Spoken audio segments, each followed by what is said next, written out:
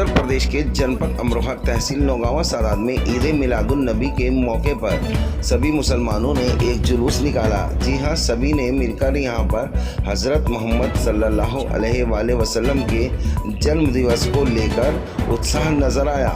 सभी समुदाय ने मिलकर इस जुलूस में समर्थन दिया, जिसको नौगांवा सादात में मिलादुन नबी के मौके पर जुलूस नदीम अब्बास ज़ैदी, पूर्ण अध्यक्ष मौलाना हैदराबाद गुलाम अब्बास, हाजी असलम अंसारी, सनोवर अंसारी, इलियास रशीद, वकार हैदर, नूर अब्बास राणा और अर्थर अब्बास भी मौजूद रहे। ये जुलूस रज़ा मस्जिद बुध बाज़ार से निकला।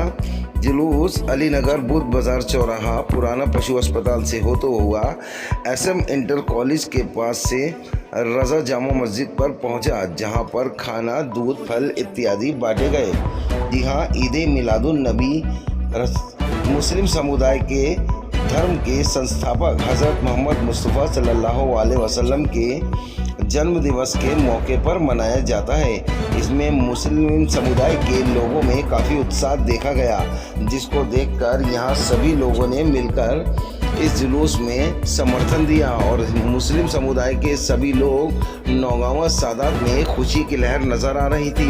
इसमें नवेद अली, इंतज़ार मलिक, हाजी माह आलम, मोहम्मद असलम कुरैशी घोड़ी वाले, शाहब सलमानी, शफीक अहमद, मोहम्मद साजिद, सलीम अब्बासी, मोहम्मद अली अब्दी और अशरफ कुरैशी ने भी साथ दिया। जिस तरह से लगातार यहाँ देखा जा रहा है कि हज़रत मोहम्मद मुस्लिम समुदाय के धर्म के संस्थापक हैं, जिन्होंने इस्लाम धर्म को फैलाया, उन्हीं के जन्म दिवस को लेकर के यहाँ पर खुशी देखी गई। लोगों ने दूध भी बांटा गया, चाय बांटी गई, बिस्कुट, फल इत्यादि बांटे गए, जिसमें खूब समर्थन सबसे ज़्यादा नदीम अब्बास ज़ैदी का रहा, जो यहाँ पर चेयरमैन बनी है और खूब चेयरमैन भी हैं, जिन्होंने नौगांवा सादात के विकास को लेकर काफ़ी आगे नौगांवा सादात के बारे में सोचा और नौगांवा का एक लंबे समय तक विकास किया है। जिस तरह से हम आपको बता दें कि उत्तर प्रदेश के नौगांवा सादात में ईद मिलादुन नबी के मौके पर सभी मुस्लिम समुदाय के लोगों ने मिलकर एक खुशी जताई और एक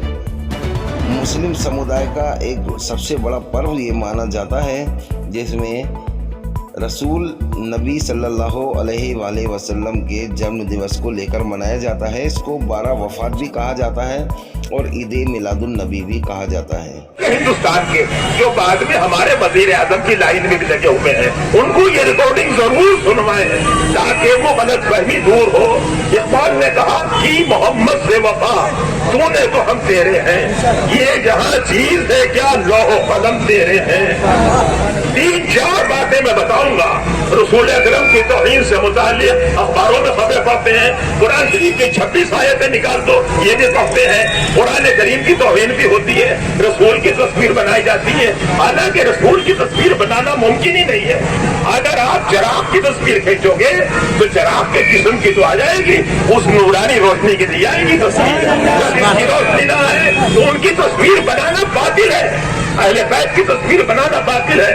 तो कुरान करीम का कानून, जिस कुरान की 26 आयतें कम करवा रहे हो, उसका कानून है आलम इंसानियत के लिए, 8 अरब आबादी के लिए। बिस्मिल्लाहिर्रहमानिर्रहीम। मन क़तला नफ्सन औ नफ्सिन, मन क़तला नफ्सन औ नफ्सिन फिल अर्ज़ि फ़कअन्नमा क़तल नास जमिया, कि जिसने एक नफ्स को मार डाला तो उसने गोया पूरी इंसानियत को कत्ल कर दिया। न तो उसने जो है कोई फसाद किया था और न उसने कोई खुरेजी की थी। वमन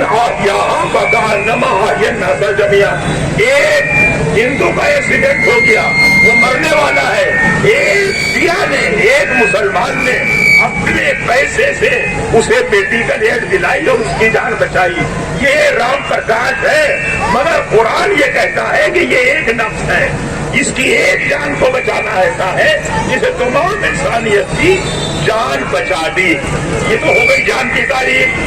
अब ये है कि अगर मैं जा रहा हूँ सफर में और मेरी नमाज कज़ा होने वाली है, ईमेल चल रहा है और वही मुरारी लाल का वो ईमेल है अगर मुरारी लाल मुझे वजू की इजाजत न दे तो मेरा वजू बातिल। उनके खेत में उनकी इजाजत के बगैर अगर मैं नमाज पढ़ूं तो मेरी नमाज बातिल। जो मुसलमान को मुरारी लाल के फीमेल पे वजू की इजाजत न दे, उस जमीन में नमाज पढ़ने की इजाजत अगर न दी है तो हमारी नमाज बातिल। वो ज्ञान बाकी मस्जिद, बाबरी मस्जिद, इन मस्जिदों को मंदिर बना के मंदिर ढाके बनाएगा वो इनको नहीं। इससे आगे चलिए, ये रस्ते में थैली पड़ी हुई है, थैली पड़ी है जेवर की, सोने चांदी की, नोटों की गड्डियों की। अगर हाथ लगा दिया उसे और उठा लिया तो अब ये जिम्मेदारी हो गई 1 साल तक मालिक को तलाश करो और इसके मालिक तक पहुंचाओ। तुम्हें इस पे तसर्रुफ का हक नहीं। वो बाबर को इजाजत देगा कि हिंदुस्तान में आए और इन्हें मार काट के, वो मोहम्मद गौरी को इजाजत देगा, वो महमूद गजनवी को इजाजत देगा? न महमूद गजनवी का, न मोहम्मद गौरी का, और नहीं जहीरुद्दीन बाबर का। इस्लाम से कोई रास्ता नहीं है यहाँ कत्लो गारत गरी का। तो आप सोचिए कि ये हमारी वजारत दाखिला ये गलतफहमी दूर करे कि इस्लाम जो है कत्लो पूरे की सिखाता है। मगर आज भी हमारे मुल्क की कमजोरी है कि बाबरी मस्जिद तो गिरा दी गई, लेकिन आज भी अगर तिरंगा लहराने की कोई जगह है तो शाहजहां का लाल किला। क्या मजबूरी है भाई? ये तो बुलाने की निशानी है। इसका मतलब ये हुआ कि आप भी मानते हैं कि राष्ट्रपति भवन पे, नई पार्लियामेंट हाउस पे झंडा लहराएंगे तो वो मजा ही नहीं आएगा। तो इतना तो मानो कि अगर वो लाल किला का छोड़ के गया होता शाहजहां तो आज ये तुम्हारी शान होती।